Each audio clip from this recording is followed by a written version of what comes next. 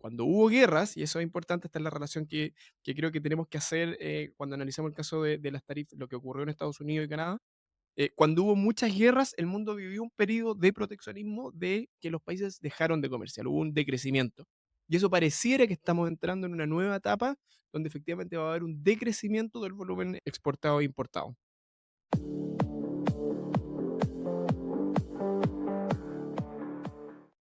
Hola, ¿cómo están? Bienvenidos a un nuevo capítulo de Emergente. Acá estamos como todas las semanas con Daniel San Martín, soy Tomás Sánchez y estamos intentando entender hacia dónde va el planeta, cómo los fenómenos, las tendencias, los grandes avances tecnológicos científicos le están dando forma al planeta. Daniel, ¿cómo estás? Estoy bien y creo que este sí que es un capítulo muy especial. Yo sé que siempre digo lo mismo, pero este capítulo es especial por un tema de la ocasión. En este podcast hablamos mucho o hemos hablado varias veces de la situación geopolítica de Taiwán, así que decidí mirarlo con mis propios ojos y he viajado a Taiwán. Así que estoy grabando desde acá. Así que casi un reportero para Emergente para ver con mis propios ojos, para hablar con la gente que está acá, para realmente entender hacia dónde está yendo nuestro mundo.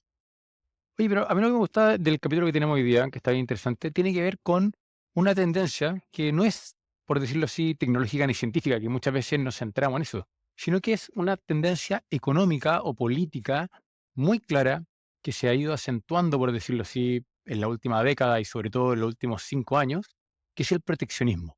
Es un tema que muchas veces lo entendemos de una manera bastante light, o tal vez lo entendemos de manera superficial, pero que vale la pena conversarla porque durante los últimos 100 o 200 años el mundo ha tenido, por decirlo así, oleadas o incrementos más proteccionistas, más liberalistas en términos del comercio, y no es irrelevante, ¿cierto? Es algo que, por decirlo así, durante los últimos 30 años, la sociedad occidental, incluso la sociedad global, lo dio como algo dado, pero vale la pena revisar lo que está pasando hoy día.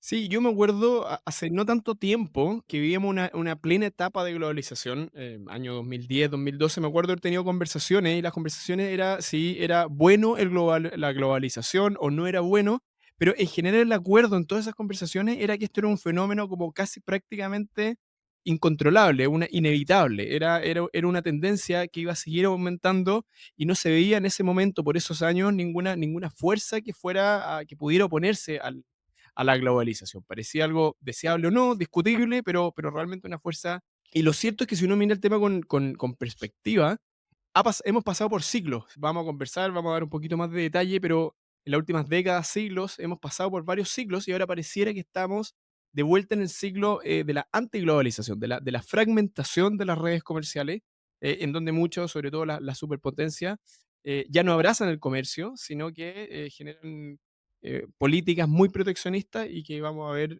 las consecuencias.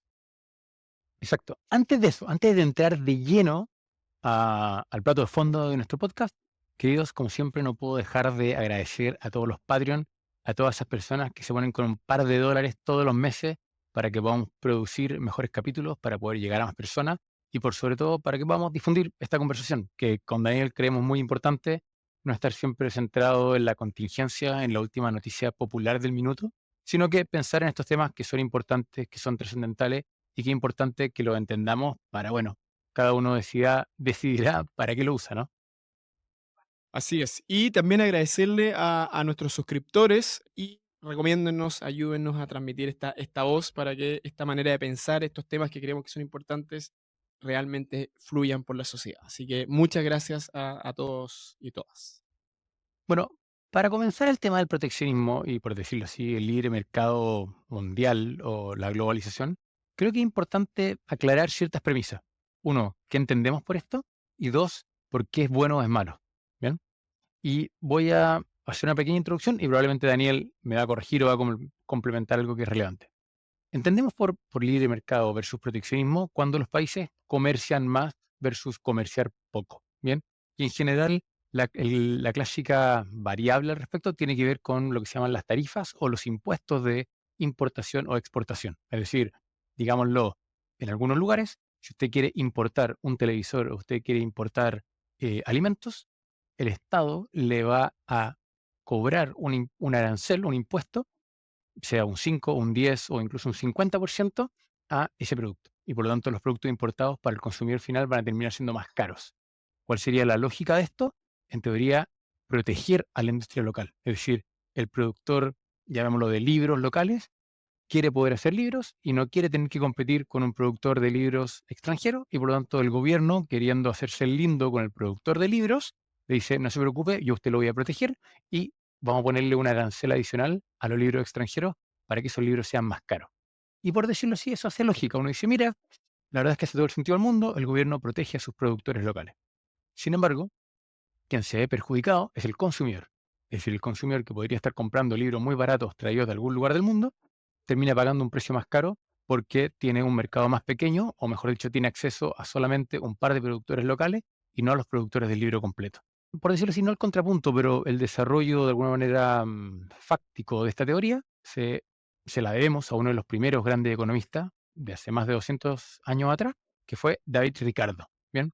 Quien de alguna manera demostró de manera empírica cómo dos países que comercian están mejor en la medida que ambos se especializan. Es decir, si Daniel representa un país y yo represento otro, y yo me dedico a hacer papas y Daniel se dedica a hacer tomates, ¿te parece, Daniel? Papa y tomate. Pensé que iba a ser algo más creativo, microchips o algo, yo quería ser más tecnológico, pero okey, puedo ser el tomatero. De hecho, me parece perfecto. Microchips, computadores y comida.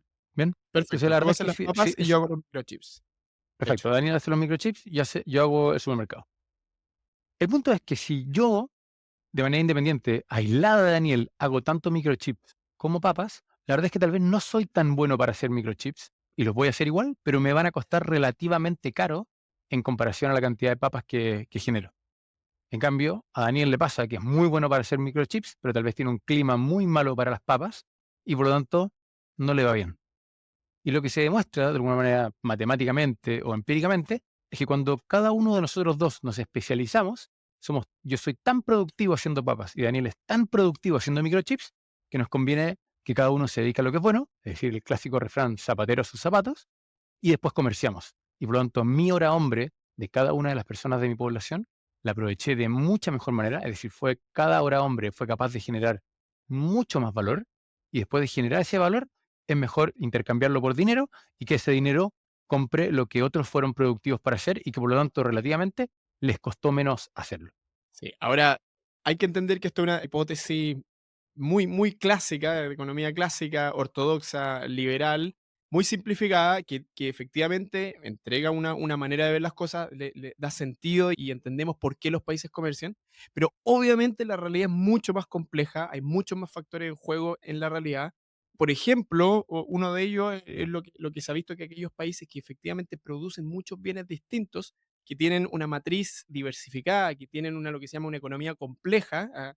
Hay un físico que se llama César Hidalgo que investiga mucho esto de la relación entre la complejidad de las economías, es decir, la cantidad de bienes que producen y el desarrollo económico. Pareciera haber evidencia moderna, muy reciente, de que cuando tú ya no especializarse también tiene ventaja. Entonces, la explicación de Tomás está completamente correcta. El modelo ricardiano muestra eso, que cuando hay ventajas comparativas, los países comercian, pero efectivamente la realidad es mucho más complicada y hay argumentos a favor también de decir, mira, en realidad uno como país debería tener una matriz de producción diversificada.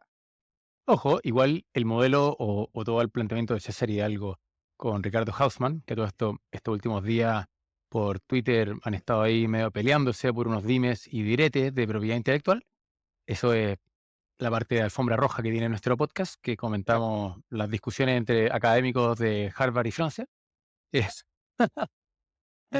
no Claro. niega, ojo, no necesariamente niega la especialización, si lo que en el fondo dice es que no es solamente especializarse, sino que también ser capaz de generar cadenas productivas que generen más valor y que por lo tanto esas cadenas productivas terminan siendo más complejas. Sin irnos al mundo de la complejidad, porque nos vamos a meter en un rabbit hole, creo que acá lo importante es entender, y voy a volver un poco a lo que decía Daniel al principio del capítulo, de que de alguna manera en algún minuto pensamos que esto era como un hecho, que esto era inevitable.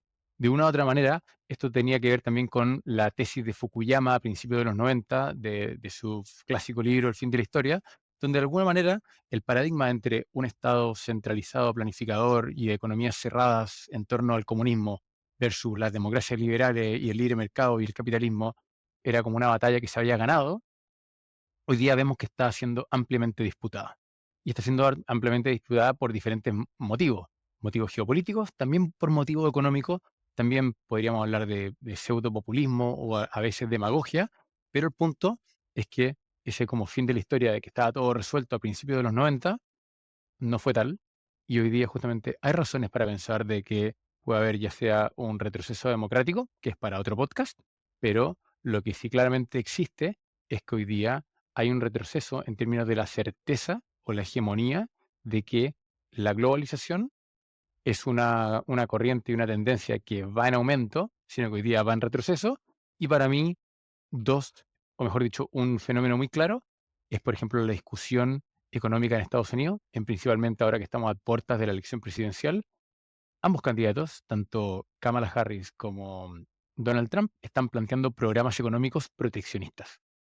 Sí. Y Es que ahí es yo como creo que que uno ahí tenemos dice, que entrar en ese tema en particular, porque en el fondo lo que yo quería complementar antes de entrar en el caso de Estados Unidos era, que efectivamente desde mediados de los 80 hasta la crisis del 2008, el nivel de comercio entre los países aumentó de manera radical, parece, y de nuevo, indetenible.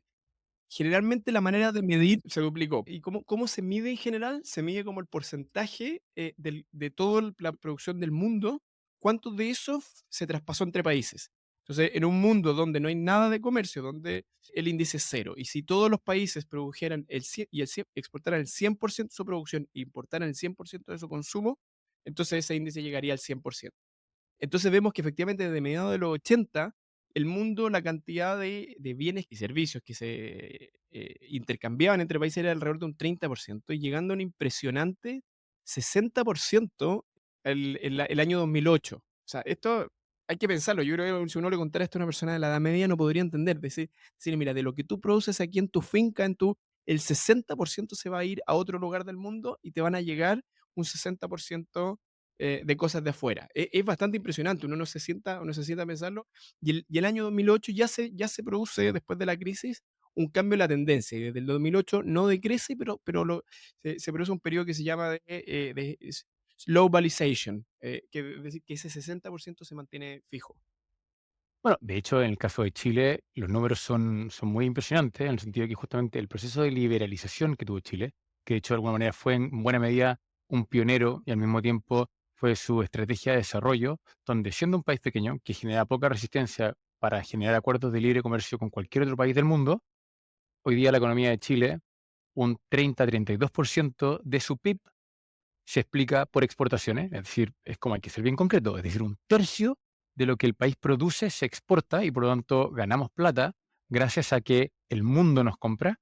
Y al mismo tiempo, un tercio de lo que consumimos son importaciones, es decir, podemos conseguir ya sea computadores o autos a muy buen precio gracias a que tenemos una economía abierta que nos permite comprar sin aranceles. Y es por lo mismo que muchas veces uno, en el caso chileno, ve cómo hay turistas de Perú, Brasil, Argentina, que viajan a Chile a comprar productos porque en Chile entran a precio muy barato, sin aranceles, mejor dicho, y se genera un mercado competitivo que finalmente beneficia al consumidor chileno.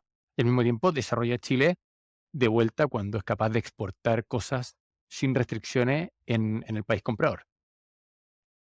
Pero, y acá viene el fenómeno emergente, lo que pareciera estar pasando o que va a pasar en la proyección, esa es parte de la conversación, es que desde ahora vamos a entrar en un periodo donde este índice va a ir bajando. Hay muchos economistas que dicen que porque ya estamos justamente en este periodo de inflexión, que efectivamente va a bajar el porcentaje. Lo cual es importante aclarar que no es un evento nuevo. Ya durante las dos guerras mundiales, en ese periodo, este índice bajó de alrededor de un 40% a un 15-20%. Es decir, cuando hubo guerras, y eso es importante, esta es la relación que creo que tenemos que hacer cuando analizamos el caso de las tarifas, lo que ocurrió en Estados Unidos y Canadá. Cuando hubo muchas guerras, el mundo vivió un periodo de proteccionismo, de que los países dejaron de comerciar, hubo un decrecimiento. Y eso pareciera que estamos entrando en una nueva etapa donde efectivamente va a haber un decrecimiento del volumen exportado e importado. Tal cual. Y eso, o sea, no sé si vale la pena explicar, pero al fondo, el primer minuto por decirlo así, de expansión globalista fue antes de la Primera Guerra Mundial, es decir, entre el 1870, 1915, en el fondo en el auge del Imperio Británico, fue que todo el mundo se puso a comerciar, de alguna manera, era el minuto donde justamente la influencia de David Ricardo, de Adam Smith y un montón de pensadores, y de alguna manera de la formación de la economía como ciencia, ¿cierto? Estaba en auge y todo el mundo se dio cuenta que existían un montón de beneficios al comerciar, pero después de la Primera Guerra Mundial, chuta, eso se cayó. Pero también uno podría argumentar, efectivamente, hay un argumento académico, un respaldo académico, pero algunos autores argumentan que en ese periodo, para el Imperio Británico, ellos impulsaron esto porque les convenía, impulsaron una agenda de abrir comercio. Y la otra gran ola que vimos desde los 80 hasta el 2017, uno lo podría relacionar con el impulso que el imperio de Estados Unidos básicamente impulsó esto también. Entonces, hay un argumento de que efectivamente yo sí creo que los países que comercian en el largo plazo suelen tener ganancias y beneficio, sobre todo en el lado de los consumidores, pero impulsado también por agendas políticas. No, no, sin duda. Acá siempre hay una parte de agenda política. Acá, en el fondo, parte también de la agenda globalista que tuvo los últimos 30 o 50 años, tenía que ver con que también se asumía de que, en el fondo, sobre todo con respecto a China, si es que China e India eran dos países que se integraban de manera exitosa al libre comercio y al comercio internacional, se iban a bajar todas las fricciones de cara a poder tener conflictos. ¿Por qué? Porque de alguna Todas las manera cadenas. Estados Unidos y China iban a estar tan, de alguna manera, entrecruzados por dependencia económica y financiera que no iban a tener incentivos a entrar en un conflicto. Y de una otra manera así fue. Es decir, el mayor tenedor de bonos del Tesoro de Estados Unidos es China. Y cuando todo el mundo entra a la discusión de, bueno, ¿por qué China no vende esos bonos de tesoro? Es porque simplemente China no tiene una alternativa, es decir, no existe otro valor o otro activo financiero que sea tan seguro como un bono del seguro de Estados Unidos. Y por lo tanto, el gobierno chino o el tesorero chino es la mejor opción que tiene. Y eso sucede de manera cruzada. Y uno podría incluso especular de que si no hubiesen estado tan relacionados financieramente, tal vez los conflictos hubiesen escalado mucho más rápido hace 20 o hace 10 años atrás, ¿cierto? Pero el Sí, y punto es que sí, perdón, dale. dime, no, no, dale. No, no, solo iba a complementar de que efectivamente mucha gente tenía esa tesis. Yo mismo sostenía esa tesis. Yo en un libro que publiqué gasto largas páginas diciendo básicamente el comercio es tan fuerte, hay un nivel de interdependencia tan grande entre las grandes potencias que la guerra es muy improbable. Y nos estamos dando cuenta, y eso es lo que vamos a analizar, que no es así, que el conflicto puede ser más poderoso o un driver tanto más fuerte que el comercio y la cooperación mutua. Lo que pasa es que el comercio y el análisis fáctico de lo que explicábamos al principio con David Ricardo, si bien es cierto, puede tener un montón de problemas de corto plazo, o puede tener un montón de fricciones, o puede tener un montón de problemas políticos. Es decir, si bien en el agregado, en el absoluto, yo puedo estar mejor si es que le compro absolutamente todos los chips a China, puede ser que en términos políticos no quiero depender de China. Es un poco lo que hace Y Estados Unidos. Estados Unidos es el gran paladín del libre mercado, pero entiende que no puede depender, por ejemplo, en términos alimenticios de otro país. Entonces dice, mira, ¿sabe qué? Todo el libre mercado que queremos, pero yo tengo que generar suficientes papas en mi país, o por lo menos el 80% de las papas, porque el día que tengamos una hambruna o que tengamos un problema o que se corten las cadenas de suministro, yo no puedo depender de que las papas me las entregue un tercero. Y es por lo mismo que Estados Unidos subsidia de manera importante toda la agricultura en Estados Unidos. Y por lo mismo, cuando se empezaron a generar todas estas disrupciones en las cadenas de suministro en el COVID y después se empezaron a generar tensiones geopolíticas con Rusia, con China, todo el mundo dijo, chuta, estoy dispuesto a depender de un tercero, pero un tercero que sea mi amigo.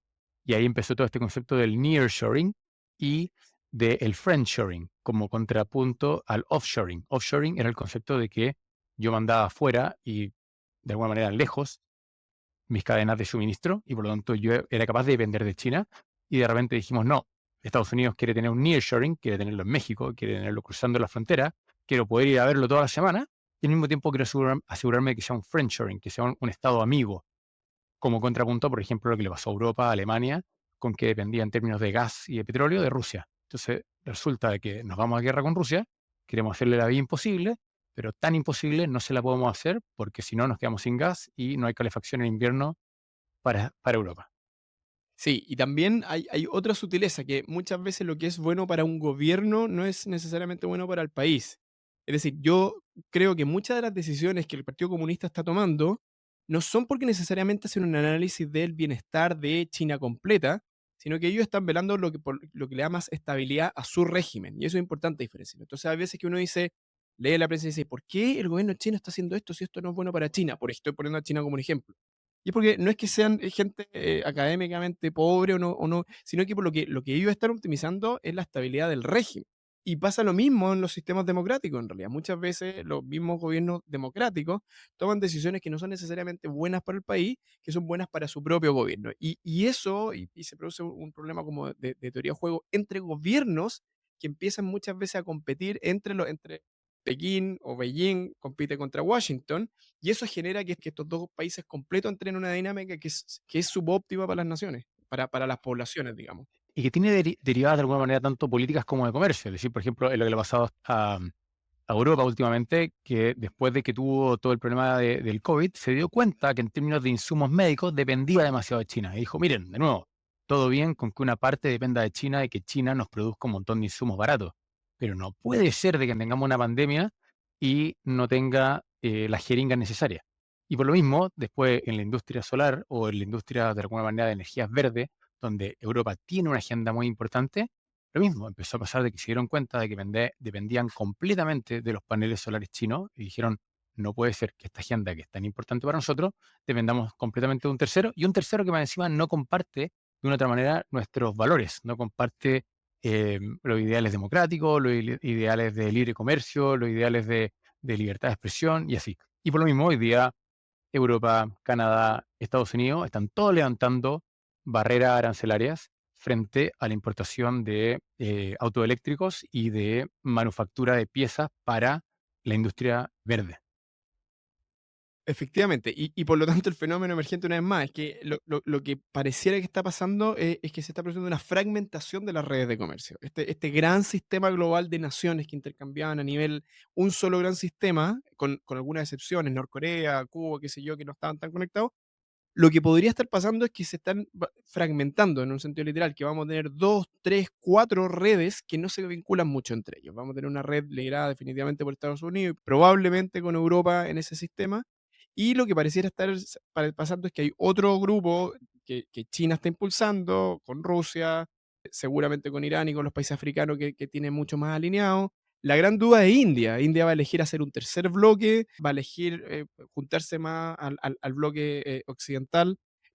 No hay una respuesta hoy día. Lo que sí me parece interesante es analizar cuál sería el impacto de si esto ocurre, de si efectivamente el proceso de fragmentación ocurre, la relación comercial entre países, entre estos bloques disminuye, cuál es el impacto para nosotros, para Latinoamérica, para el ciudadano a pie. No, bueno, hay bastante, no sé si bastante la palabra, pero hay teoría económica y hay cierta evidencia económica que muestra que muchas veces cuando estas grandes potencias hegemónicas se pelean y no generan comercio, el comercio de una u otra manera fluye a través de otros lados. Y por lo tanto son los países secundarios o son países de alguna manera que actúan como pivote que se ven beneficiados. Es decir, cuando China no le compra cosas a Estados Unidos, se las tiene que comprar alguien más. Hay un proceso también de generar su propia industria local, pero esos procesos no son tan rápidos. Y por lo tanto, muchas veces, justamente, países que están al medio lateralmente, como México, se ven muy beneficiados. O, por ejemplo, también podría ser Chile. Sí, efectivamente, ahí se llama como en la teoría, como en la literatura académica, se llama economías conectoras. Estos países que efectivamente se posicionan como conexiones entre los bloques y que se ven tremendamente favorecidos. Hay bastante evidencia que México está jugando este rol. Otros países como Taiwán y Vietnam también han aumentado su nivel de comercio. Si uno mide solo esos países, el porcentaje de comercio se ha explotado. Y por lo tanto, y esta me parece como la parte interesante de decir, ok, pareciera que hay un momento de un cambio de ciclo, pareciera que la globalización se detuvo, parece que estamos entrando en un ciclo contrario de fragmentación, y por lo tanto, ¿qué juego jugamos en esta economía? Pareciera ser que la respuesta es jugar la economía de ser conectores, de ponernos no al centro de uno de estos bloques, sino que ponernos como conexión de los bloques, que es lo que México, por ejemplo, ha estado haciendo también.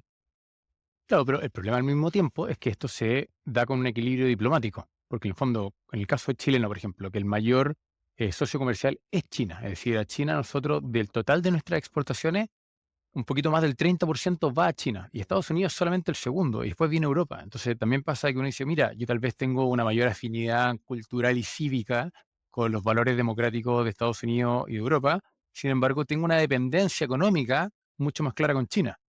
Y por ejemplo fue el caso de lo que le pasó a Australia. Australia dependía de manera clara de China, sobre todo por la exportación de minerales, en particular de carbón, ¿bien? Y de la noche a la mañana, China, porque Australia estaba aliada justamente con Japón, con India, con Estados Unidos, en todo lo que se llama el Quad, ¿cierto? Esta alianza militar, le dijo a Australia, ¿sabes qué? No te voy a comprar más. Y de la noche a la mañana le cortó todas las importaciones de carbón y Australia se tuvo, entre comillas, que arreglar y decir, chuta, de la noche a la mañana perdí todos mis clientes en una industria enorme como es la minería, o no todos, pero mi principal cliente, y se tuvo que readecuar. Y lo mismo le pasó con el vino australiano, o sea, creo que ahí hay algo interesante en cómo se ajusta la balanza de comercio, entendiendo que al mismo tiempo hay una dimensión geopolítica. Definitivamente. Y si es posible, ojo. Sí, no, no, exactamente, porque claro, la respuesta lógica es decir, ok, sitúate como conector, sigue comerciando con ambos bloques, pero en la realidad lo que ocurre es que sobre todo las dos grandes potencias están, y de manera cada vez menos sutil, generando presiones, para decir, tienes que elegir él o yo, digamos, no puedes ser amigo de los dos. Y muchos países, algunos ya han tomado partido, pero absolutamente abierto. La Argentina de Milei es alianza, pero absoluta con Estados Unidos y rechazo de China. Otros países han logrado mantener como ambigüedad estratégica. Brasil hoy día tiene buena relación con Estados Unidos, pero está en el BRICS, con China. India creo que han sido y tienen el tamaño para hacerlo. Han sido capaces de decir, ok, usted a mí no me molesten, yo voy a tomar las decisiones que yo quiera, yo lo voy a comprar y vender a quien yo quiera, no acepto presiones, y se han sentido tremendamente favorecido su comercio con Rusia, por ejemplo, comprando gas y petróleo muy, muy barato. Pero claro, ahí está el desafío, si los países pequeños sobre todo van a ser capaces de aguantar las presiones geopolíticas que de nuevo están empezando a ser cada vez menos sutiles. Estando de acuerdo contigo, pasa también que la necesidad tiene cara de hereje. Y por ejemplo, en el caso de Argentina, de Milei, Milei dijo, no, nosotros no vamos a hacer negocios con comunistas. Y hoy día ya Milei está planeando una visita a China, a Xi Jinping, porque se da cuenta de que es dependiente. Es decir, el principal comprador de soya del mundo es China. Y Argentina es un país agricultor, entonces depende de manera sustancial de esas exportaciones. Y de la misma manera, también los otros ganan poder, porque en el fondo fue un poco lo que le pasó, lo que le pasa a Chile. Chile, cada vez que tenemos cualquier conflicto con China o pasa cualquier tema, dependemos de que nuestras cerezas entren a China y nuestro cobre entre a China y nuestro vino, pero probablemente sobre todo el cobre y la cereza. Entonces, no sé, yo lo encuentro complejo, porque también esto, y no lo hemos mencionado aún, pero debiésemos, también tiene un impacto en los capitales. Es decir, China hace 10, 20 años atrás salió a comprar cosas en el mundo, se compró África completo, intentó comprarse de alguna manera Latinoamérica de manera más informal que procedimental. En el caso de Chile, no ha sido tan profundo como uno podría mirar en otros países latinoamericanos, pero hoy día la realidad es que China tiene capitales en todo el mundo, tiene posición, tiene propiedad de muchas empresas importantes. En el caso de Chile, por ejemplo, de manera bastante cuestionable, en temas, por ejemplo, de que la ley chilena establece que no puede existir una integración vertical entre empresas generadoras, transmisoras y distribuidoras en la industria energética. Y la verdad es que nosotros tenemos empresas chinas en transmisión y en distribución. Y diciendo, no, bueno, son RUT diferentes, pero todos saben que el gobierno chino es el último accionista. Entonces, yo no entiendo que también políticamente uno no puede ponerle la prueba porque te ponen problemas por otro lado. Al mismo tiempo, el capital se puede empezar a hacer más caro porque justamente en vez de ser una gran bolsa de capital o de billetes del mundo completo, empieza a estar más fraccionado. Es decir, acá hay consecuencias por todos lados, desde que se pueden hacer los créditos hipotecarios más caros por esto, hasta que, no sé, las inversiones no fluyen como uno esperaría.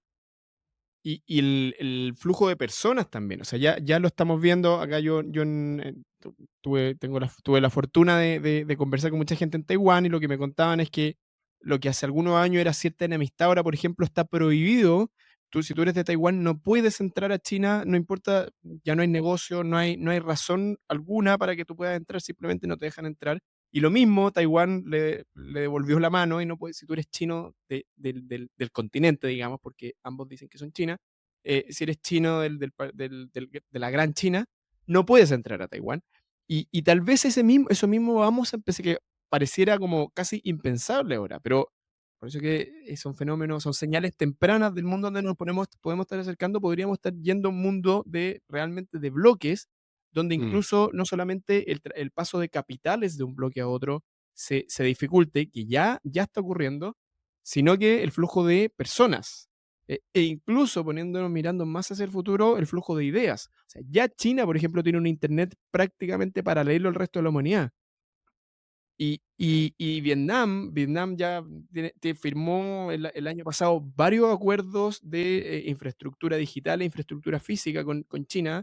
O sea, no estoy diciendo la palabra venderse, pero básicamente Vietnam tomó hoy día la decisión que salía derechamente con el bloque de China. Muchos otros países ante esta disyuntiva, yo me encantaría hacer como estar en la oficina de los ministerios de Relaciones Exteriores de diferentes países, revisando las cartas de Estados Unidos y de China entre amenazas y ofertas tentadoras. Pero podemos imaginar un mundo donde efectivamente estos bloques ya no sean solamente en términos de intercambio de productos y servicios, sino que de capitales de seguro y algún día de personas e ideas. Entonces, em, No, te iba a comentar, de hecho, justo hoy día leí la noticia que un clásico columnista de The Economist, este semanario británico, que está sentado en China y que normalmente viaja por toda China y escribe columnas y reportea y etcétera, etcétera, le acaban de revocar su visa. Y por lo tanto, él está escribiendo su última columna desde China.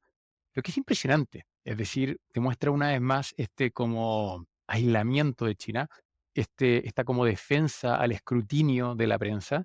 Este columnista, de hecho, iba y describía cómo, por ejemplo, antes los principales medios del mundo 10 años atrás tenían decenas de corresponsales en China reporteando, investigando, haciendo noticias, contándole al mundo lo que pasaba en China. Y hoy día, dado que cada vez más hay más ostracismo, hay más amenaza, hay más bullying a la prensa, la verdad es que esos periodistas, esos corresponsales se han estado yendo de China y en este caso ya le tocaba el turno a este columnista de The Economist que abandonaba China. Lo que de una otra manera te muestra cómo China tiende a mirar hacia adentro, como quiere aislarse, como no quiere que lo critiquen, como dice, miren, ¿sabe qué? Yo voy a jugar mi juego y no me importa el resto del mundo, no me interesa ser transparente, no me interesa poder contarle a nadie lo que está pasando acá y no me interesa tener relaciones con la prensa. Y eso, la verdad es que es muy decidor justamente de esta separación. pero ojo que ellos abrazan felices, dicen, si algún país se quiere unir a mi sistema, a mi órbita, si se quiere hablar en términos de los 80, están felices. Por eso te digo, Vietnam es un país que hoy día definitivamente entró en la órbita china política, económica, social y culturalmente. Y China, por supuesto, va a que aceptar otros países que se vayan uniendo a su órbita mientras se baile al ritmo de Pekín. Bueno, de hecho, y vamos cerrando con esto porque la verdad es que nos hemos extendido bastante, el caso de Singapur es interesante. Es decir, Singapur es probablemente uno de esos países que uno muchas veces los mira como modelo porque han hecho las cosas muy bien, han apostado por el largo plazo, se han desarrollado, se han transformado completamente en 50 años, a pesar de ser un país autoritario dentro de, no podría hablar con seguridad de su respeto a los derechos humanos, pero al parecer es bastante más amable que el caso chino. Y lo interesante es que Singapur, si bien ha seguido de alguna manera una conexión y una cierta relación con el mundo occidente, hoy día se está acercando mucho más a China, porque de alguna manera, como decía bien Daniel, está en su órbita. Y justamente durante el fin de semana hablaba con una persona que trabajó mucho con el sector público en Singapur, ella vivía allá, me comentaba de que allá en el fondo tiene que ver con la elección del mal peor, es decir, el tipo o Singapur, que a todo esto es de los pocos países, si no el único, donde las encuestas muestran de que la población adulta tiene una visión positiva hacia China, a diferencia de todo el resto del mundo. Es que, decían, la alternativa en Singapur es, de alguna manera, las teocracias musulmanas. Y así es como lo ven. Es decir, cuando ven que en Kuala Lumpur, que en Malasia, que en Indonesia, que en otros lugares del sudeste asiático, que en Asia, hay en el fondo un ascenso, de nuevo, de como las teocracias musulmanas, dicen, no, yo antes de eso prefiero, de alguna manera, el autoritarismo aséptico laico de China, dado que también estoy muy lejos de Occidente. Entonces, chuta, yo nunca lo habría pensado así, no se me habría ocurrido. Me sorprendí cuando me contaron este fin de semana, pero bueno, es lo que se enfrenta a Singapur. Es que yo creo que es importante como, y estoy de acuerdo que hay que ir cerrando, pero dar esa perspectiva que tal vez nosotros tenemos, como darnos cuenta de nuestro propio bias, de nuestro propio sesgo, que estamos más educados en la cultura americana, británica, si se quiere, por idioma. Entonces a nosotros nos parece que tal vez la elección obvia es el occidente de lo que deberíamos hacer, pero la verdad que es verdad que probablemente en un futuro van a haber varias alternativas. Va a estar esta versión aséptica, como dice Tomás, muy organizada, muy ordenada, de mucho desarrollo económico, que es China. Tal vez va a haber otra opción que efectivamente son las teocracias lideradas por Arabia Saudita, y tú como país vas a poder optar por eso. Yo diría que Arabia Saudita es más de lo aséptico autoritario, no es teocracia. Teocracia sería más Irán. Entonces vas a tener dos, entonces hay dos tipos de opciones musulmanas. Por eso, pero más allá de defender cuáles van a ser exactamente los fragmentos, muchos países van a, en su derecho, elegir alguno de estos centros. De hecho, para aquí contar un poquito de la experiencia de Taiwán, me llamó la atención que que no sé, lo que uno lee en Occidente un poquito, una versión un poquito distinta. Hay mucha gente, pero mucha, que de verdad quieren unirse a China en las condiciones chinas. Y dicen, no, sobre todo gente mayor en Taiwán.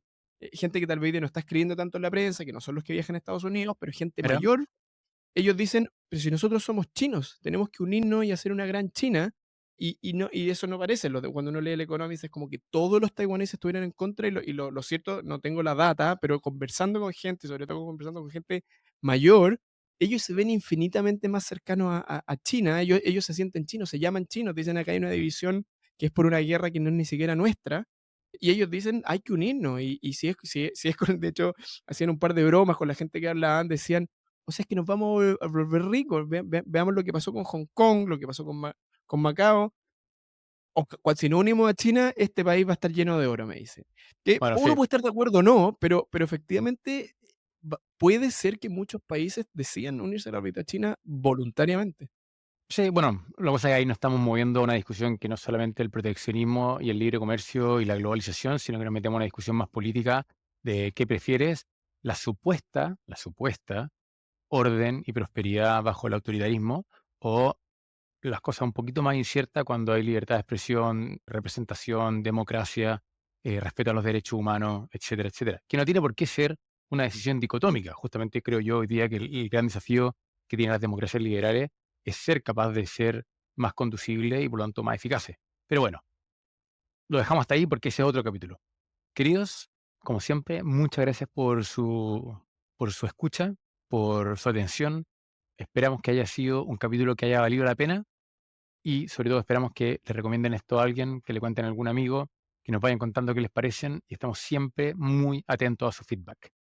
Sí, escríbanos también si es que no están de acuerdo con lo que hablamos, si tienen algo que aportar, cifras, números, experiencias personales, viajes que hayan hecho, cualquier cosa que nos ayuda a tener esta diversidad de ideas nos ayuda, y ayúdenos también suscribiéndose y recomendándonos. Exactamente. Que estén todos muy bien. Un abrazo y que tengan una muy buena semana. Chao, chao, chao.